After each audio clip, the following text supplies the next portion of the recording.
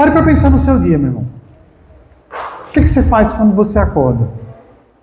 Vai se arrumando para ir para o trabalho, para a escola, ou no caminho até lá. E quando você está lá, quando você está no seu trabalho, o que você faz? Com quem você conversa? Como são suas conversas lá? Agora, você volta do trabalho, você está em casa, talvez no final de semana, pensa no teu tempo com a família, teu tempo com os amigos. Pensa naquilo que você faz no seu dia a dia, na sua vida normal. E aí eu quero te fazer uma pergunta. Se você soubesse que Jesus volta amanhã, você faria algo diferente no teu dia? Você faria algo diferente no último dia de vida aqui na terra, se você soubesse que no dia seguinte Jesus ia voltar? Talvez você tirasse um tempo maior de oração, né, pedindo perdão pelos seus pecados. Talvez você falasse de Jesus para alguém que você ama, dizendo: gente, Jesus vai voltar, Ele está chegando. Talvez você faltasse trabalho para ficar com a família. Talvez tantas coisas fossem diferentes. Certa vez, o reformador Martinho Lutero, ele foi perguntado isso. Perguntaram para ele, né? O que você faria se Jesus fosse voltar amanhã? E a resposta dele, ele falou assim: eu plantaria uma árvore. Você fala, como assim, eu plantaria uma árvore?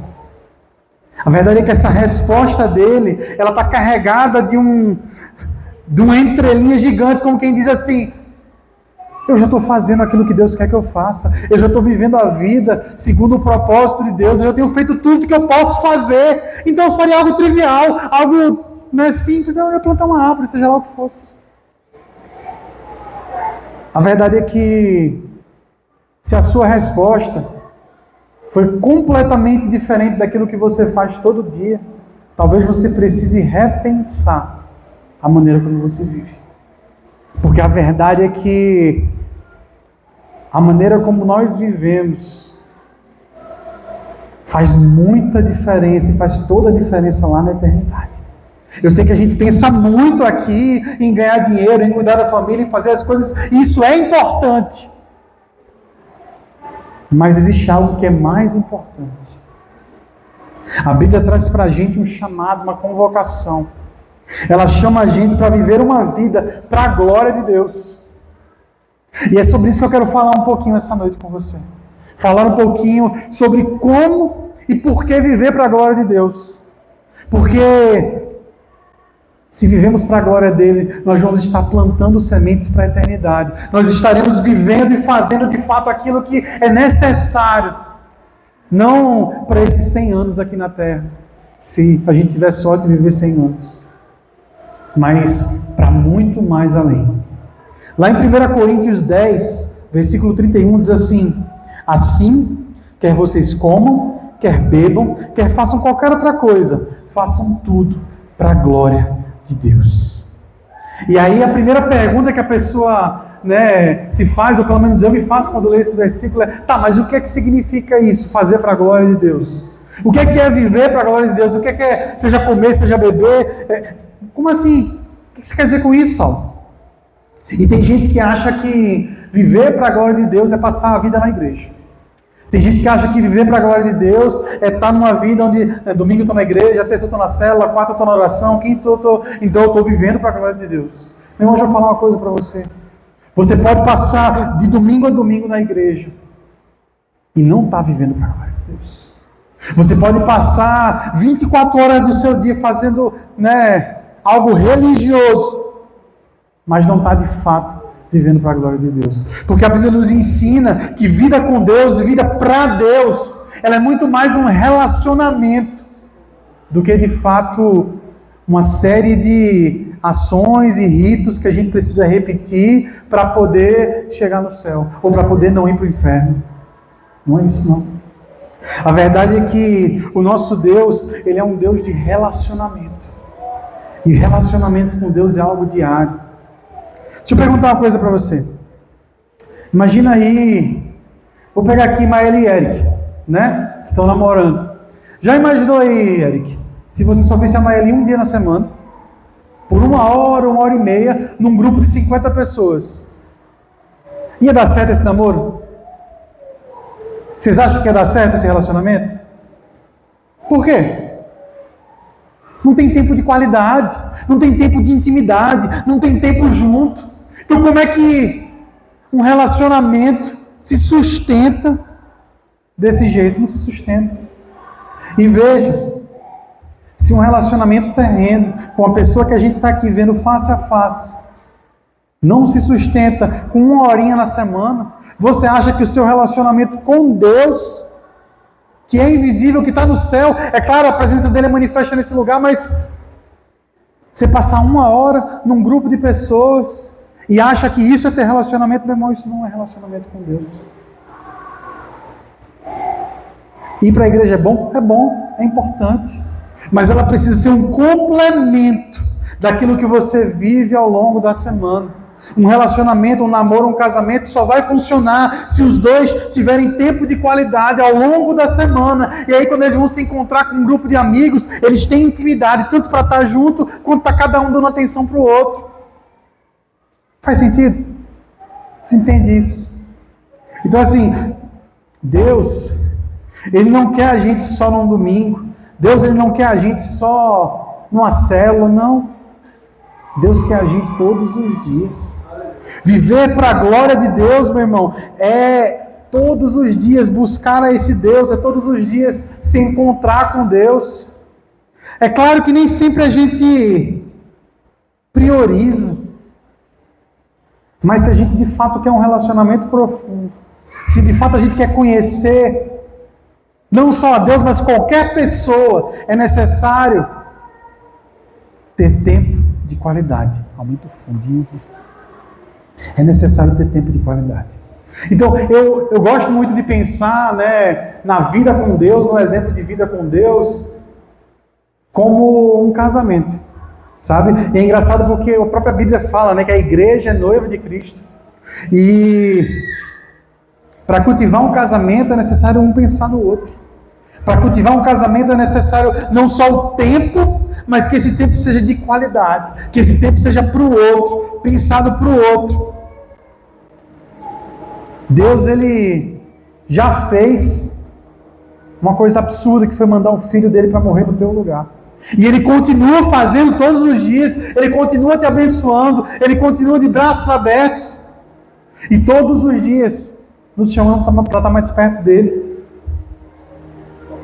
Mas um casamento ele só funciona, um relacionamento só funciona quando as duas partes buscam um ao outro.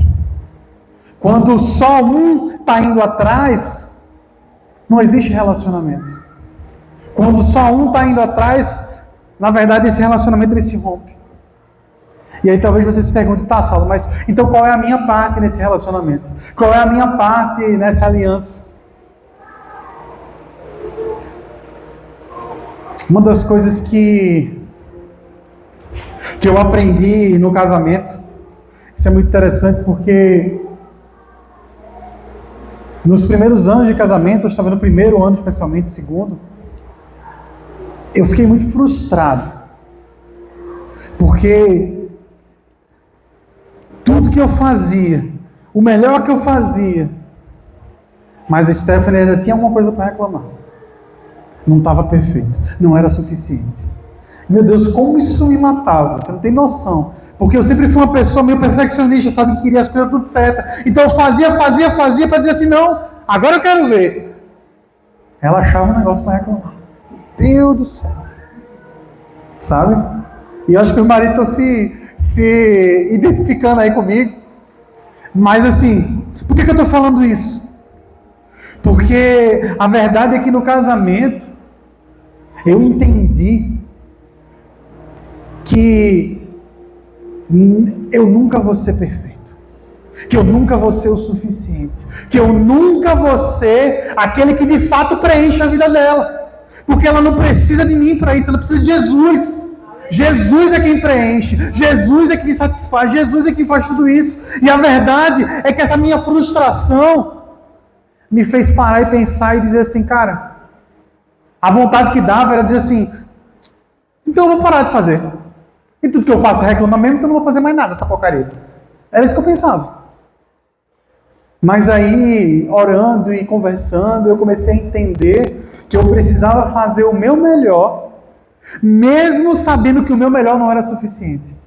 Eu precisava dar tudo de mim, mesmo sabendo que em algum momento eu ia falhar, que alguma coisa ia estar fora do lugar, que algo ia acontecer, que ela ia reclamar, ou que ia ficar insatisfeita. E está tudo bem, sabe por quê? Porque não é sobre ela, é sobre mim. É sobre o que eu faço quando eu dou o meu melhor. A gente se pega muito olhando para o que o outro faz, às vezes a gente faz pensando, eu faço isso, então o outro vai fazer aquilo, mas meu irmão, Deus nos chama para a gente fazer o nosso melhor.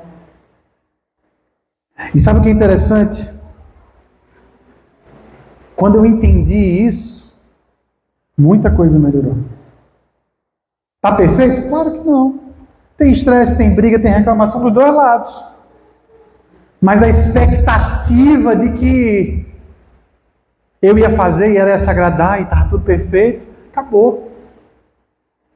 E por que eu estou falando tudo isso? Eu estava falando sobre viver para a glória de Deus. É porque muitas vezes, meu irmão, a gente olha para a nossa vida e fala assim, mas Saulo, eu não sou perfeito.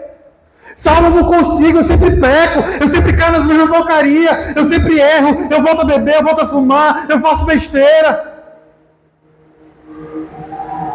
Mas Deus, Ele está sempre de braços abertos para você.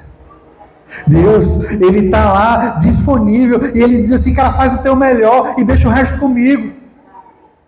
A maior mentira do mundo é achar que para estar perto de Deus a gente precisa estar perfeito. Isso é mentira, meu irmão. Para estar perto de Deus é só querer. Porque Ele quer você. Todo o resto vai se construindo, assim como um casamento. É só querer estar perto do outro. E o outro vai te ajudando, e você vai ajudando o outro, e assim vocês crescem e se tornam cada vez mais próximos. Com Deus é assim, meu irmão. Dia após dia, você vai crescendo, aprendendo, fazendo o seu melhor para Ele. E Ele vai te ensinando, e Ele tem paciência, Ele é longânimo, e Ele faz tanta coisa. Mas Ele está sempre de braços abertos, sempre pronto a te perdoar. E sabe outra coisa que eu gosto muito de pensar em relação a Deus e casamento, as coisas que se comparam, né? Muitas vezes a maneira como a gente lida com as coisas, muitas vezes o raciocínio que a gente tem, né, com as coisas de Deus, a gente pensa assim, será que isso é pecado? Não é pecado não, então eu posso fazer. Vai lá e faz. Mas a verdade é que essa linha de raciocínio, essa maneira de pensar, é basicamente fazer o mínimo do mínimo. Quando a gente fala de uma relação de marido e mulher, voltando a falar de casamento, a gente não pensa assim, será que se eu fizer isso vai acabar meu casamento? Não, então eu vou fazer. Será que se eu fizer isso ela vai brigar comigo? Não, então eu vou fazer. É assim que a gente pensa? Não é. Especialmente quem é casado aqui sabe que a verdade é que quando a gente ama uma pessoa, a gente pensa assim, cara, será que isso vai agradar a minha esposa? Será que isso vai agradar o meu marido? Se a resposta for sim, cara, a gente faz. E faz no maior prazer. Quantas vezes eu saí e gente que pega carona comigo já viveu isso várias vezes. Eu estou saindo assim, vindo, deixa eu parar aqui para pegar uma coxinha para a Stephanie, porque eu sei que ela vai estar feliz. Ela nem pediu. Mas eu sabia que aquilo ia agradar ela, então chegava em casa com a coxinha lá, felicidade, meu amor e tal, aquela coisa. Porque eu não pensei assim, será que isso aqui vai gerar briga? Não. O pensamento é o contrário. Será que isso aqui vai agradar? Será que ela vai gostar? Será que vai ser bom? E aí se a resposta é sim, eu vou lá e faço. Com Deus não é diferente, meu irmão. A gente precisa parar de ficar pensando assim, se isso aqui não é pecado, então eu vou fazer. Isso aqui não faz mal nenhum. A Bíblia não diz nada, então eu posso fazer. Não. Para com isso. Você precisa parar e pensar e dizer assim, cara, isso aqui vai agradar a Deus? Isso aqui vai me trazer para mais perto de Deus? Isso aqui vai ser bom para o meu relacionamento com o Senhor? E aí se a resposta for sim, você faz. Se a resposta for, não, acho que não vai dar em nada não. Então repensa. Porque às vezes você vai estar perdendo tempo. É igual um atleta, sabe? Sabe quem vai correr uma maratona, passar o ano inteiro se preparando para aquela maratona? Será que ele para e pensa assim, se eu comer esse hambúrguer aqui, esse rodízio de pizza, eu vou perder minhas pernas e não vou conseguir correr a maratona? É assim que ele pensa? Não. Ele pensa assim, cara, se eu comer isso aqui, isso vai ajudar no meu treino, vai me dar mais força para eu chegar lá, ou isso vai atrapalhar? Se for ajudar, cara, eu vou e faço. Isso aqui não é tão bom. Vai me matar? Não, mas não é tão bom. Mas não, então não quero não. Porque eu tenho um foco, eu tenho um objetivo. Eu quero ganhar a maratona. Percebe? Viver para a glória de Deus começa nisso aí. Começa em você não só fazer o mínimo para Ele, mas pensar assim, Deus, será que isso está te agradando? Deus, será que o Senhor vai ficar feliz se eu fizer isso? Esse é o primeiro passo para você viver para a glória de Deus. Outra coisa que eu penso sobre casamento e que se relaciona perfeitamente com vida com Deus. Imagina aí, Evanildo. Imagina aí que é aniversário da Ellen. E aí você chega em casa, buquezão de flores, chocolate. Aí chega assim, joga para ela e fala, toma aí. Eu tinha que dar, né? Fosse você recebendo esse presente, você ia gostar? Eu tenho que fazer aniversário, né? Eu queria comprar outra coisa, mas eu estou me sacrificando, tirando do meu dinheiro para, olha, me dar esse presente, vê? Quem mulher ia gostar de presente assim? Ué, por quê? Não foi um buquê de flores e chocolate? Percebe que a ação em si não faz diferença. A intenção ela é muito mais profunda do que a ação.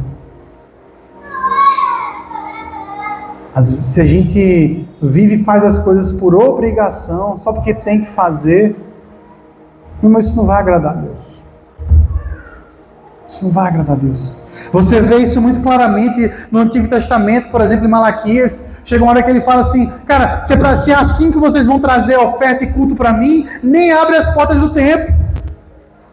Veja, se Deus estivesse se importando de fato apenas com a oferta, com o culto, Ele não diria isso. Mas esse não é o ponto. Deus ele não quer que você faça as coisas dele por obrigação. Deus quer que você ame a Ele, porque você ama a Ele, você faça as coisas. Aleluia. Deus ele quer que você tenha um coração que vai dizer assim, cara, como é bom ir para a igreja, como é bom estar com meus irmãos, como é bom ler a Bíblia, como é bom orar. Isso agrada a Deus. Agora entenda, muitas vezes a gente vai precisar lutar contra a nossa carne, porque a nossa carne quer uma coisa e a palavra de Deus diz outra. E Deus ele aceita sim esse sacrifício também, mas não agrada tanto quanto aquele feito de coração, sabe? É igual, por exemplo, quando você vai fazer exercício. Quem é que vai para a academia? Só 2, 3? Vai. Quem aqui, se ficasse com o corpo sarado, em shape, sem ir para a academia, nunca mais iria? Pois é. A verdade é que 90% da gente não gosta de ir para a academia. Faz porque tem que fazer, faz porque precisa, faz porque é para a saúde, faz porque é necessário. Mas muita gente, depois de 2, 3 meses de academia, começa a gostar do negócio. Esse rapaz até que é bom. Rapaz, esse exercício aqui é legal, esse treino não, esse treino de perna é muito ruim, mas esse aqui de braço, pô, curti, gostei, estou gostando, sabe? Então, às vezes, é necessário a gente começar a fazer uma coisa, mesmo por obrigação, para daqui a um tempo dizer, não, agora deu certo, agora eu tô tranquilo com isso, sabe? Ou então, um outro exemplo muito forte em relação a isso é o perdão. A Bíblia manda a gente perdoar, porque a gente foi perdoado. Jesus perdoou os nossos pecados, tem várias parábolas falando sobre isso, inclusive a oração do Pai Nosso, ele vai dizer, porque se vocês não perdoarem os pecados dos outros, Deus não vai perdoar o seu. E aí, aquela pessoa te machucou, te magoou, te maltratou, você está magoado com ela, com raiva dela, e você tem razão. Mas Deus diz, perdoa. Aí você faz assim, quero não. Mas a Bíblia está dizendo assim, se você não perdoar ele, Deus não está te perdoando. E aí? O que é que você faz?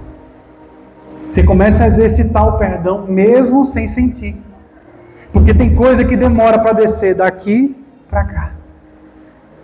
Então você começa, Deus, eu perdoo fulano, eu libero perdão pelo fulano. Senhor Deus, toda vez que vier aquela raiva, aquele rancor, aquela mágoa, eu libero perdão, eu perdoo. Daqui a pouco teu coração vai ter aceitado, vai ter entendido. Passou, resolveu.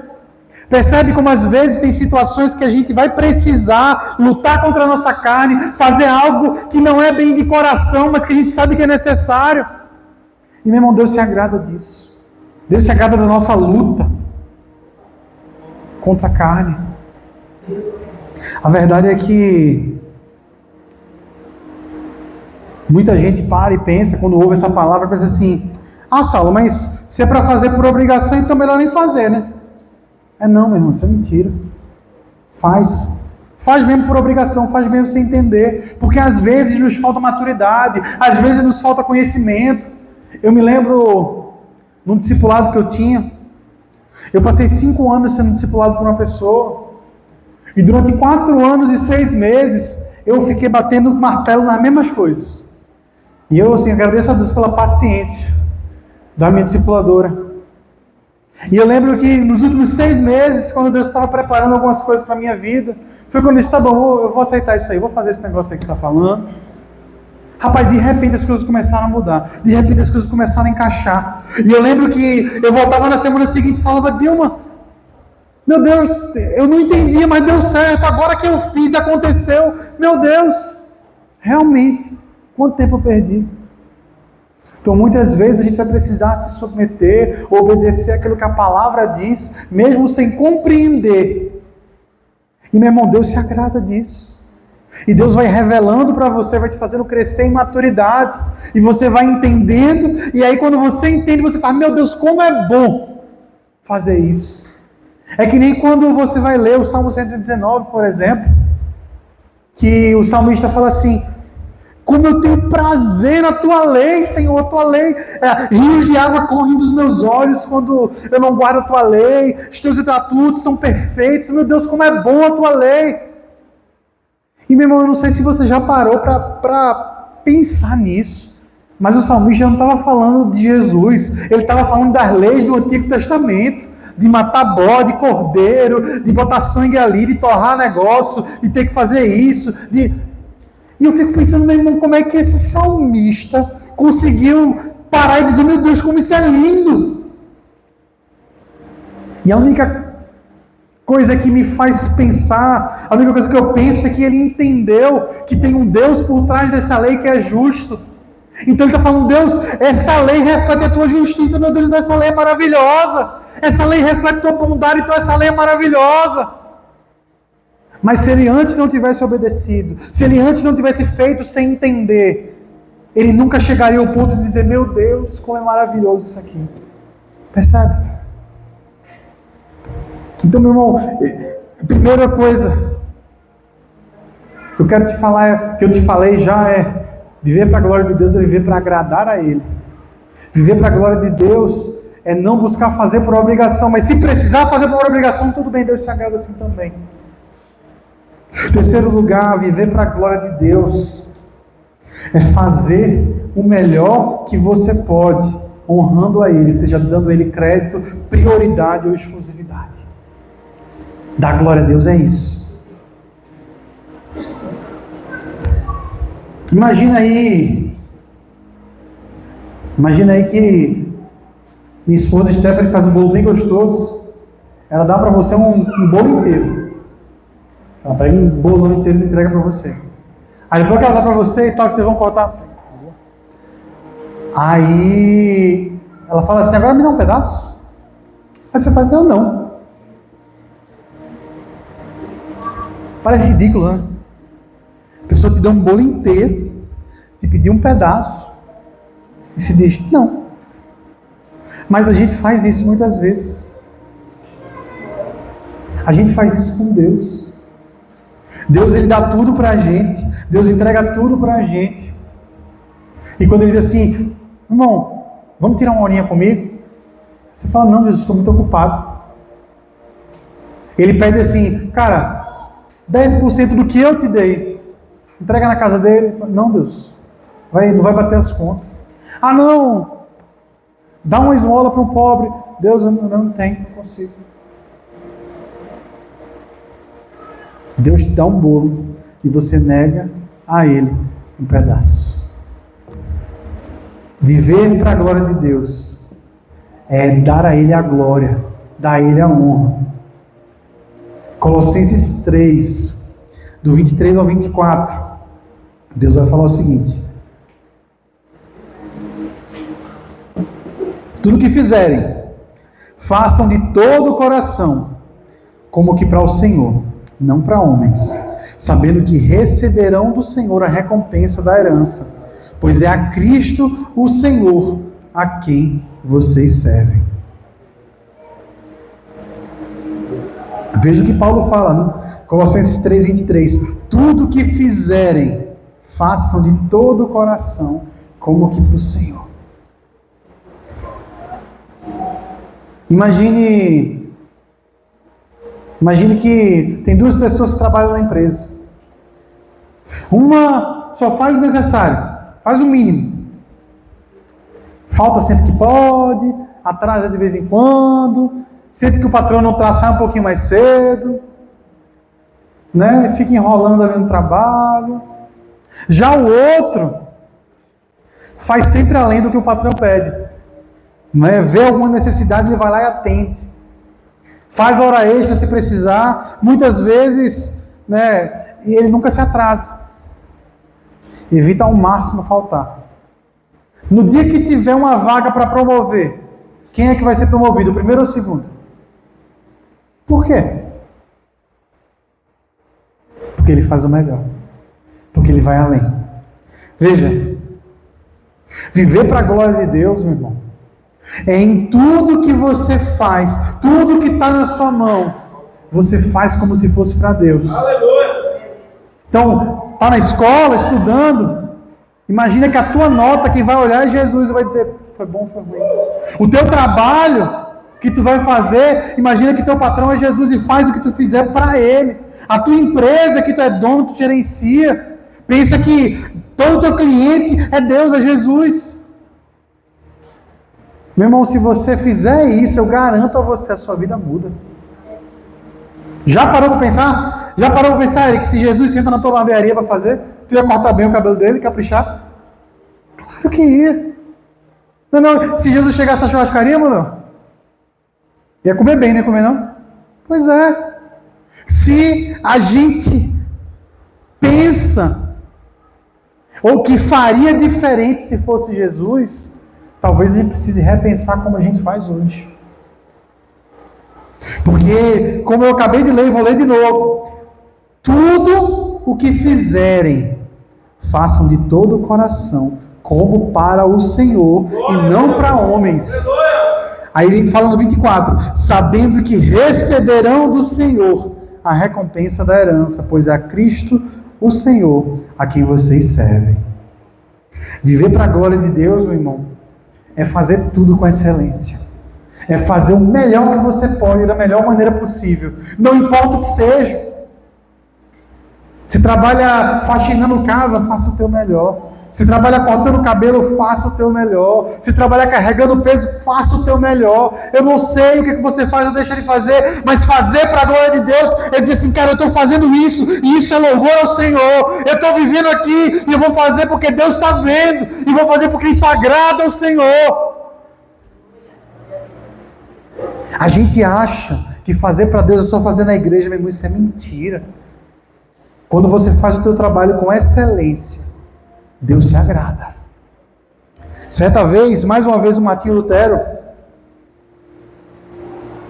um sapateiro da cidade dele, se converteu. E o sapateiro chega para ele e fala: Lutero, me converti, quero fazer o melhor para Deus, o que eu faço? Eu me torno pastor, eu vou servir na igreja, eu estou aqui disponível. Lutero olha para ele e fala assim: o que você faz, meu filho? E ele falou: eu faço sapato, sou sapateiro. Lutero fala assim: pois então faça os melhores sapatos que você puder fazer na vida e venda eles por um preço justo e você vai estar glorificando a Deus. Meu irmão, deixa eu te falar uma coisa. Deus, ele te plantou num lugar. Deus, ele te deu habilidades, dons, talentos. Não foi por acaso, não. Você pode alcançar pessoas que eu nunca vou nem ver na vida. Você pode transmitir o amor de Jesus para pessoas que eu nunca vou conseguir nem pensar que existem. Viver para a glória de Deus é carregar esse amor, é carregar essa graça, e em tudo que você faz, fazer com excelência. Aonde você está, faça o melhor. Faça para Deus. E Ele vai estar se agradando. E eu não estou falando aqui só, por exemplo, não é porque eu falei aqui, você vai carregar o amor de Deus e trazer, estou falando, evangelize onde você for. Evangelizar é importante, claro que é, mas eu não estou falando disso não. O que eu estou falando é de fazer além mesmo.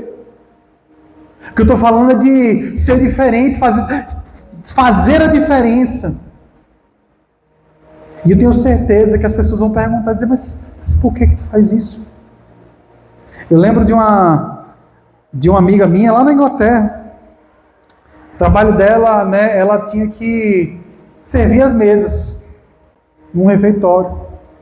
E certo dia ela abriu a geladeira para poder pegar não lembro o que, e a geladeira estava super suja. Quando acabou o expediente dela, o que ela foi fazer? Lavar a geladeira. E os outros empregados ficaram assim: mas por que está fazendo isso, mulher? Estava sujo, precisa fazer. E o pessoal ficou assim: mas não é teu trabalho, tu não é paga para isso. Não importa. É assim que Jesus faria, meu irmão. E é isso que Ele quer que a gente faça. Viver para a glória dEle é fazer com excelência. E isso vai demonstrar quem Jesus é. E sabe o maior exemplo que eu vejo disso na Bíblia? José. José, em casa, fez nada.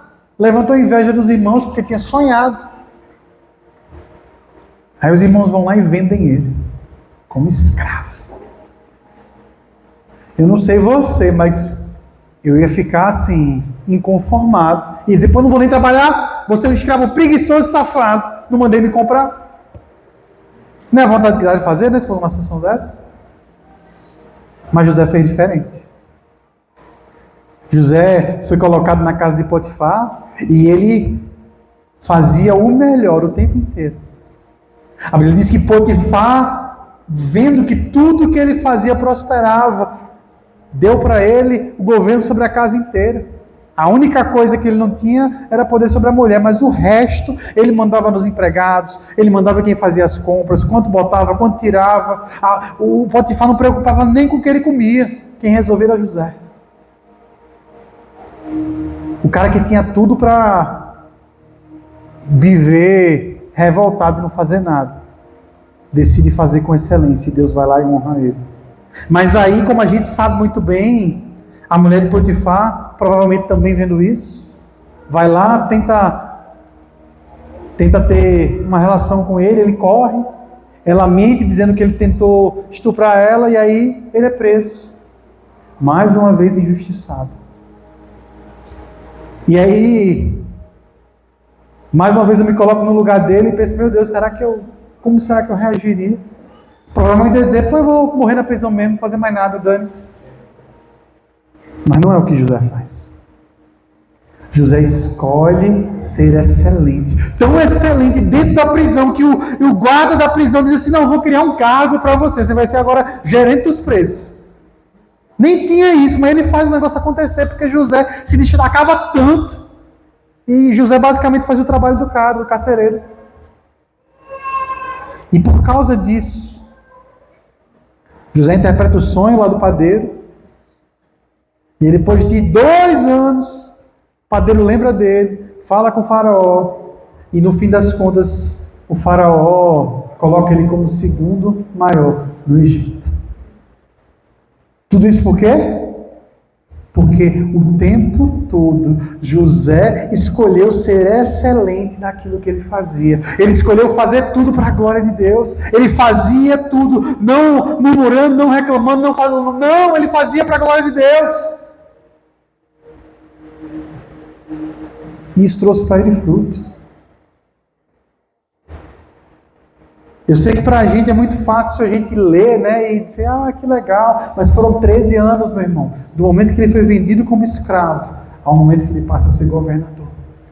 13 anos de sofrimento, 13 anos que ele podia estar murmurando, reclamando, não fazendo nada, mas pelo contrário, José decide ser excelente, e pela sua excelência, Deus o abençoa. Precisamos fazer o melhor em tudo que a gente faz, fazer como que para o Senhor, e Ele será fiel. A Bíblia é clara, acabei de ler isso aqui, e Ele vai recompensar. E mesmo que Ele não recompensasse, meu irmão, Ele merece. Ele é digno de toda a honra, toda a glória e todo o louvor. Ele é digno que você faça o melhor. Mas Ele é tão bom, que mesmo merecendo, Ele ainda entrega para nós recompensas. Como é que você tem agido? O que é que você tem feito com aquilo que é colocado na tua mão? Você tem feito o melhor? Tem sido excelente naquilo que você faz? Ou está fazendo só o mínimo? Está fazendo só o que é suficiente? Pensando assim, não vou nem notar, está de boa. Pois, se você quer viver uma vida para a glória de Deus, comece a repensar a tua postura no trabalho, na escola, na casa, aonde for, fazendo seja lá o que for. Você vai faxinar uma casa, lavar um banheiro, faz o melhor do melhor. Eu lembro que um pregador, ele foi lá para a Coreia do Sul. Lá na Coreia do Sul, né, é um lugar que teve muitos avivamentos, e ele chegou numa igreja e ele ficou assim admirado, tudo perfeito, tudo em ordem, sabe? As coisas começavam na hora, terminavam na hora, tudo perfeitinho, todos os horários, cadeiras alinhadas perfeitamente, chão. E esse cara fala, meu Deus do céu, esse lugar não parece ser perfeito. Ele vai no banheiro, meu Deus do céu, o banheiro de shopping parecia sujo perto daquele lugar. E ele fala, meu Deus do céu, ele fez já sei, eu vou achar um lugar sujo. E ele abaixa e olha embaixo da pia. Mas quando ele olha embaixo da pia, está tudo brilhando, e ele fala, não é possível. E enquanto ele está falando isso, tendo essa realização, uma pessoa dos voluntários da igreja entra. Ele estava olhando embaixo da pia, e o cara fala, opa, irmão, por que você está olhando embaixo da pia? Aí ele explica, não, porque eu queria achar um lugar sujo, porque está tão perfeito aqui. E aí o voluntário fala assim, é porque a gente limpa até onde ninguém vê, porque Deus está vendo tudo. Então assim, às vezes tem coisa que nem precisava fazer porque ninguém ia ver, mas o Pai do céu está vendo. Quando você faz isso, quando você anda outra milha e faz muito além do que é necessário para ser excelente, porque você está fazendo para o seu Senhor, Deus te recompensa, velho. Provérbios 22, versículo 29, fala algo muito interessante. Diz assim: se já observou alguém habilidoso em seu trabalho, ele se apresentará diante de reis, e não se apresentará diante de gente desconhecida. Provérbios 22, 29. Vê o que a Bíblia diz? Algumas versões vão dizer diligente, esforçado. Aquele que é habilidoso no seu trabalho vai se apresentar diante de reis. O que Deus está dizendo é que quando você é excelente, meu irmão, a tua clientela vai mudar, o teu chefe vai mudar, a pessoa que vai, te procurar para um trabalho vai mudar, vai melhorar, porque você está sendo excelente. E meu irmão, como eu falei, mesmo que não fosse, mesmo que Deus não recompensasse, Ele merece. E tudo que você faz, Ele está não só vendo, mas quando você faz para Ele, Ele está se agradando. Então, deixa eu recapitular aqui: viver para a glória de Deus é fazer para agradar a Ele, não por obrigação.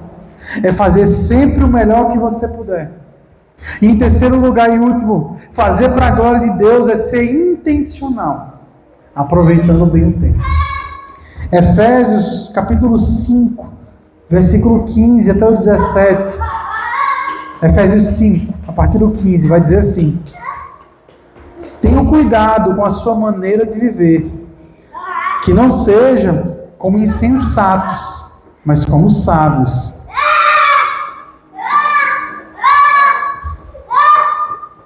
aproveitando ao máximo cada oportunidade, porque os dias são maus. Portanto, não sejam insensatos, mas procurem compreender qual a vontade do Senhor. Deixa eu ler de novo.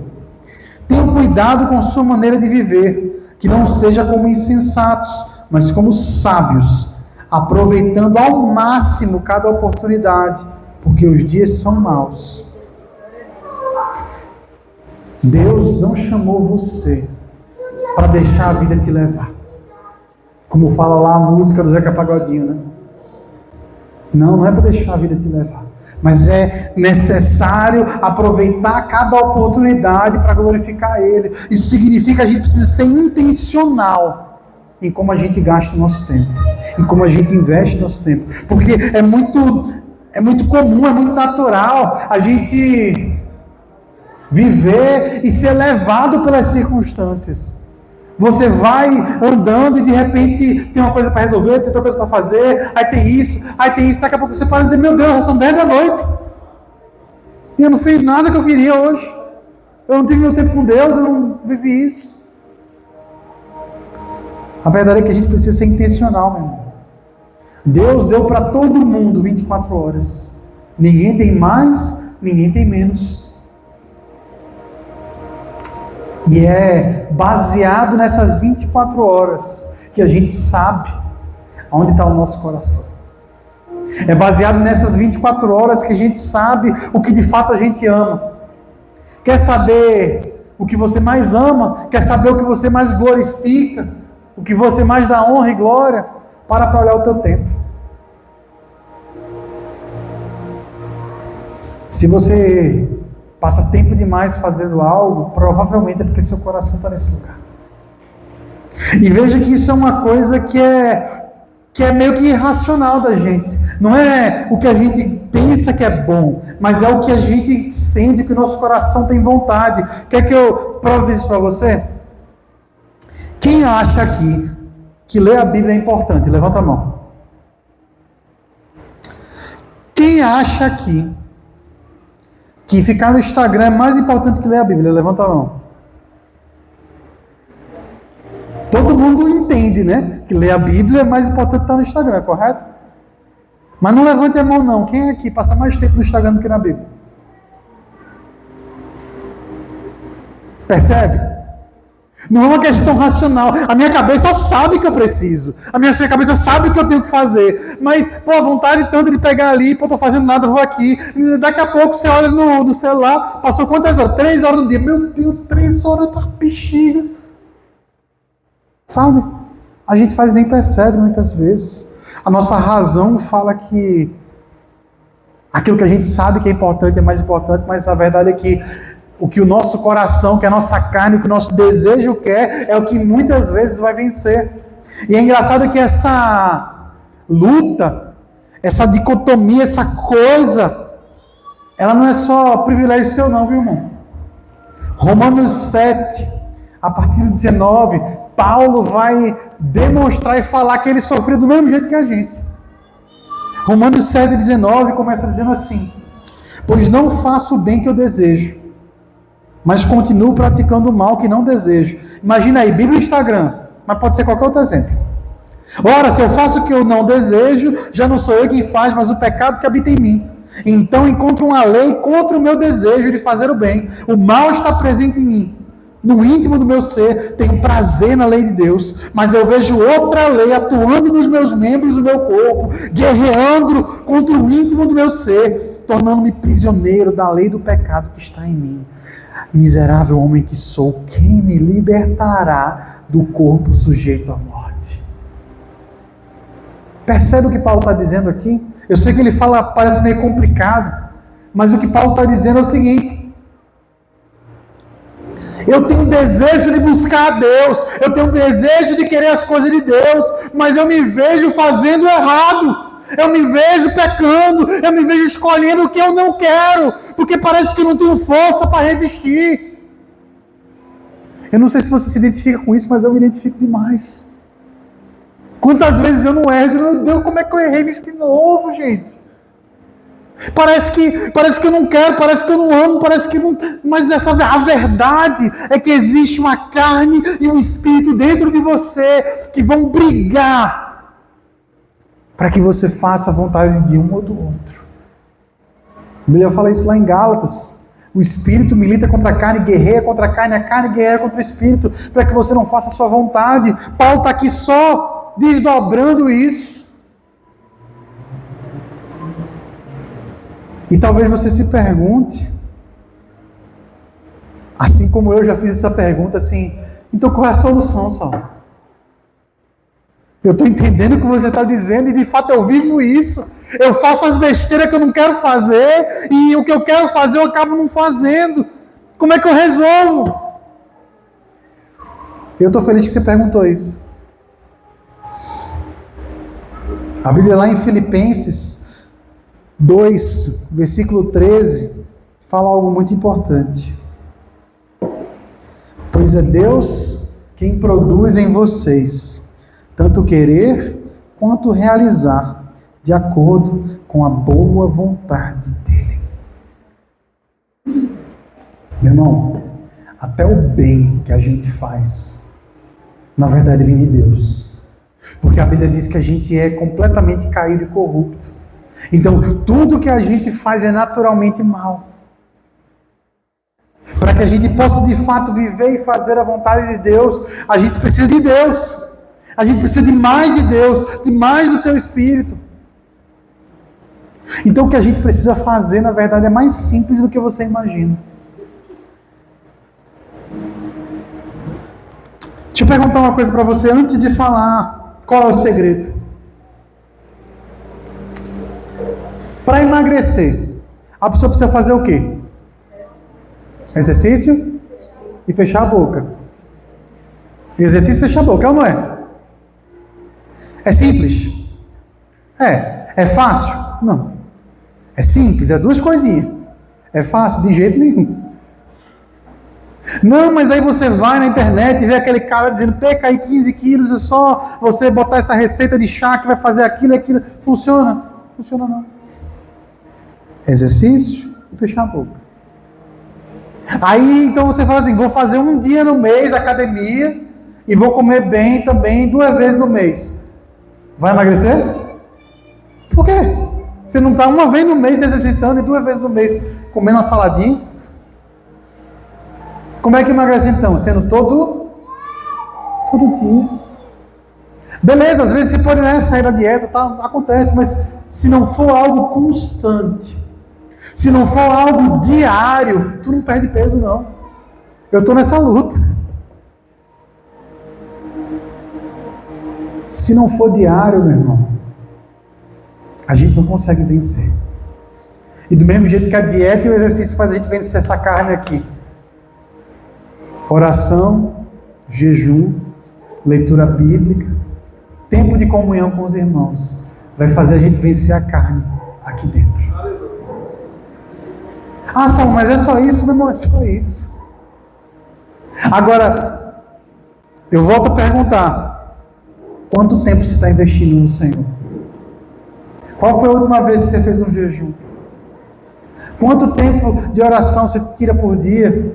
Quanto de Bíblia você lê por dia? Entenda, não quer dizer que quando você faz muito, é muito melhor, não. É mais importante você pegar e ler um pedacinho, tirar 10 minutos por dia, todo dia, do que você passar 1 hora na semana. Quem toca um instrumento sabe como é que isso funciona. Quem fala outra língua sabe como é que isso funciona. Qualquer coisa que você queira aprender e criar como hábito, se você faz um pouquinho cada dia, você cresce. É muito melhor, por exemplo, quem quer tocar um violão, quem quer aprender um teclado, passa 10 minutos por dia treinando, você vai conseguir. Quer aprender inglês? Estuda aí 15 minutos por dia, cara. Daqui a um ano você está aprendendo, você está falando inglês. Porque agora precisa ser constante. Não adianta, igual a dieta, igual a academia. Não adianta, vou passar aqui, aí passa uma semana bem, 2 semanas, depois passa 6 meses sem ir. Pelo amor de Deus. Como é que você quer emagrecer? Aí vem a vida com Deus, a pessoa faz o encontro, sai de lá do encontro assim, beleza, agora eu vou vencer tudo e tal, e pá, e não sei o que, passou uma semana, não ora, não lê uma Bíblia, falta célula, aí vai cair no mesmo pecado e fala, meu Deus, mas eu não fiz encontro, meu Deus, mas eu não me libertei dessas coisas, meu Deus, mas eu não vivi aquilo e isso, mas meu irmão, se você não passar dia após dia na constância da busca ao Senhor, não vai rolar. A Bíblia diz que a palavra de Deus é alimento espiritual para a gente. Já tentou fazer exercício sem comer? Passa aí uma semana sem se alimentar e vai correr 10 quilômetros. Consegue chegar lá? Chega não, pô. Desmaia. Por quê? Porque precisa do alimento. Precisa estar pronto. Então, para que você possa de fato vencer essa carne que te puxa para fazer o que você não quer, você precisa decidir todos os dias. Ler a Bíblia, orar, jejuar, estar junto com os irmãos, pedir ajuda. Tipo assim, quantas vezes, antes de você pecar, você diz, não, vou ligar para o meu pastor. Cara, isso poderia resolver muita coisa. Diz, pastor, estou com um problema, eu quero pecar, quero fazer isso me ajuda, ora comigo, não sei o que. Irmão, tenho certeza que vai te ajudar muito se você fizer. Mas a gente fica com vergonha, a gente fica com medo. Deixa eu falar uma coisa para você, meu irmão. Ou você mata o pecado da sua vida, ou o pecado te mata. Não existe meio termo, não existe outro caminho não. Ou você mata o pecado, ou o pecado te mata. Pode não ser de um dia para o outro, mas é aos pouquinhos. Ou pode ser de um dia para o outro. Mas se você não decidir matar, e quando eu falo matar, é com todas as tuas forças, com tudo aquilo que tu pode, com todas as almas que tu tem, e contra. Quando uma pessoa quer matar outra, ou um animal, ou seja lá o que for, e ela está entre a vida e a morte, meu irmão, ela não mede esforço não, ela não mede consequência não. Se a pessoa fosse te matar hoje aqui, você tivesse a chance de bater nela, esmurrar, de fazer, você fazia. Tenho certeza, porque quando é uma questão de vida ou morte, a gente não pensa, a gente não para. Mas às vezes a gente lida com o pecado como se fosse um leão que está lá, né, enjaulado, e a gente está aqui. Eu lembro de uma história. Tinha um programa de TV americano, que o nome era em inglês, né? Quando os animais atacam, né? E aí eles mostravam situações que aconteciam quando um animal atacava alguém, né? E aí, uma empresa americana decidiu fazer um comercial de shampoo, né? Shampoo para cabelo volumoso. Aí eles pensaram numa grande ideia, cara, vamos levar um leão para o set? Vamos botar o leão lá com a mulher e tal, vai fazer um comercial massa, né? E aí, no meio do comercial, o que aconteceu? O leão atacou a mulher. Né? Graças a Deus não aconteceu nada demais. Né? Ela só se feriu, mas não morreu nem nada. Mas o pessoal ficou surpreso. Meu Deus, o leão atacou. O leão atacou, o leão mordeu, o leão arranhou.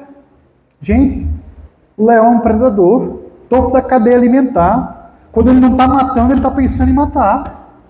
O leão faz isso. Aí a pessoa fica impressionada porque botou um leão lá como fosse um gatinho. Tratou o leão como um gatinho. Aí quando o leão ataca, a pessoa se surpreende. Pelo amor de Deus. Às vezes a gente lida com o pecado como se ele fosse um gatinho, mas ele é um leão, meu irmão. A Bíblia diz que o inimigo está como um leão ao nosso derredor, esperando um momento para nos atacar. E às vezes a gente trata o pecado como se fosse um gatinho que diz assim, não, fazer aqui um carinho nele porque está de boa, já estou acostumado com essa relação. Mas a qualquer momento ele vai te matar. Então você precisa matar ele primeiro. Você precisa matar aquilo que quer te matar e está te matando. Porque se não for assim, meu irmão, você não vai conseguir viver uma vida para a glória de Deus. E entenda, você não vai ser perfeito. Não estou falando sobre perfeição, não. Porque se fosse sobre perfeição, eu não estava aqui em cima, não. Eu não estava. Eu sou pecador. Luto contra o pecado todo dia. Sou perfeito? Não. Você é só na glória. A verdade é que se eu não lutar contra o pecado, ele vai me destruir, ele vai me matar. E eu falo a você uma coisa, meu irmão. Quem já ouviu parte do meu testemunho, sabe disso. Eu já cheguei muito perto de ser destruído pelo pecado. Mas pela misericórdia do Senhor eu estou aqui hoje. E eu estou te falando tudo isso para te dizer que não existe fórmula mágica. Para te dizer que não é do dia para a noite. Para te dizer que se você quer viver para a glória de Deus, você precisa tomar uma decisão. Porque não é uma questão de vontade. Quem vai para a academia e faz dieta não quer ir para a academia e fazer dieta. Não é uma questão de vontade, mas é uma decisão. Porque ele entende que precisa ter um resultado, que precisa ter uma saúde, que precisa emagrecer, porque senão vai ficar doente e não vai ver os filhos netos. Você precisa tomar uma decisão hoje. Se você vai continuar brincando com o pecado, ou se você vai decidir matar quem tenta te matar. Mas para você fazer isso, você precisa depender do Senhor. Para você fazer isso, você não tem força para fazer sozinho, não. Eu não tenho força nenhuma para fazer sozinho. Se fosse depender de mim mesmo, meu irmão, eu não estava aqui. Mas Deus é tão bom que me transformou e tem me transformado e me fez chegar até aqui. Para terminar, meu irmão, eu quero te falar uma coisa. Eu estou falando de você tomar uma decisão, porque a verdade é que Deus ele te criou com um propósito. Isaías 43, versículo 7, vai dizer o seguinte: todo que é chamado pelo meu nome, a quem criei para a minha glória, a quem formei e fiz. Romanos 11, 36, vai dizer, porque dele, por ele e para ele são todas as coisas, a ele seja a glória para sempre, amém. Esses e tantos versículos, meu irmão, mostram para a gente e falam para a gente que fomos criados com um propósito, que você foi criado com um propósito. Você foi criado para glorificar a Deus. Você foi criado para refletir a Ele. Você foi criado para que quando as pessoas olhem para você e digam, meu Deus, existe um Deus de fato, porque se essa pessoa é assim, é só porque Deus fez. Mas isso requer decisões. 1 Coríntios 15, versículo 19, vai dizer o seguinte: se é somente para essa vida que temos esperança em Cristo, somos os mais miseráveis de todos os homens. Se sua esperança está somente aqui nessa terra, em fazer as coisas aqui, em gerar riqueza aqui, em viver aqui, ser feliz aqui, meu irmão, vou te falar, isso é muito pouco. É bom? É bom. Não vou dizer que é ruim, não, é bom. Mas é muito pouco. A eternidade, ela é infinitamente mais do que qualquer tempo que você possa passar aqui na Terra. E a verdade é que daqui a gente não leva nada. Eu comecei perguntando para você, se Jesus voltasse amanhã, o que você faria diferente? E eu sei que você pensou em muita coisa. Mas ninguém pensou assim, eu ia juntar dinheiro. Eu ia trabalhar um pouquinho mais para no final do dia ter um dinheiro maior na conta. Eu ia atender meus clientes porque no final do dia eu ia ter ganho. Ninguém pensou nisso. Porque o pensamento foi, na eternidade eu não vou levar essas coisas. Você precisa decidir investir a sua vida em coisas eternas. E eu volto a falar, meu irmão. Coisas eternas não é só viver na igreja, não. Quando você trabalha com excelência para o Senhor, como que para o Senhor, aonde quer que você faça, você está fazendo para Ele. Você está lançando sementes à eternidade. Meu convite para você nessa noite é para que você viva para a glória de Deus. Meu convite para você nessa noite é que você faça as coisas não por obrigação, mas para agradar a Ele. Para que você faça tudo o que tiver na sua mão com excelência. E que você seja intencional com o seu tempo. Não deixando as coisas e a vida te levar, mas priorizando o Senhor e fazendo a vontade dEle. Se você viver dessa maneira, meu irmão, eu garanto que a sua vida vai ser diferente. Eu garanto que as coisas vão mudar ao seu redor. E antes de orar para finalizar, eu tenho um convite para fazer a você. Eu tenho 2 convites, na verdade. Um convite para um grupo de pessoas e um convite para um outro grupo de pessoas. O primeiro convite é para você que ou nunca de fato entregou a sua vida a Jesus e deu o primeiro passo para dizer assim: eu quero viver para a tua glória, eu quero ser teu servo, eu quero ser chamado teu filho. Ou talvez você já tenha falado isso e feito isso, mas hoje você olha para você mesmo e fala: cara, eu estou muito longe, eu estou distante, mas hoje eu quero voltar. Se você ouviu essa mensagem e entendeu que você precisa viver para a glória de Deus e você quer fazer isso hoje, e você nunca tomou essa decisão, eu quero te convidar a vir aqui na frente. Eu quero te convidar a dizer publicamente: Deus, eu reconheço que o Senhor é Senhor. Ou dizer assim, mais uma vez: Deus, eu caí lá atrás, mas hoje eu quero voltar a estar contigo. Se você entendeu isso hoje, eu quero te fazer esse convite. Meu segundo convite é para você que é crente, para você que conhece Jesus, para você que vive uma vida, né, buscando a Ele, querendo fazer o melhor. Você que ouviu a mensagem que eu estava pregando e você falou assim: meu Deus, isso é para mim. Meu Deus, eu preciso viver mais para a tua glória. Meu Deus, eu estou fazendo o mínimo. Meu Deus, eu não estou sendo excelente. Meu Deus, eu não estou gastando meu tempo como eu deveria. Meu Deus, eu preciso melhorar. Se você é uma dessas pessoas, vem aqui na frente. Vem aqui dizer para Deus: Deus, eu quero me comprometer a fazer mais pelo Senhor. Eu quero me comprometer a fazer melhor. Eu quero me comprometer a que o meu tempo seja teu e minha vida seja para a tua glória. Se você entendeu isso, vem cá.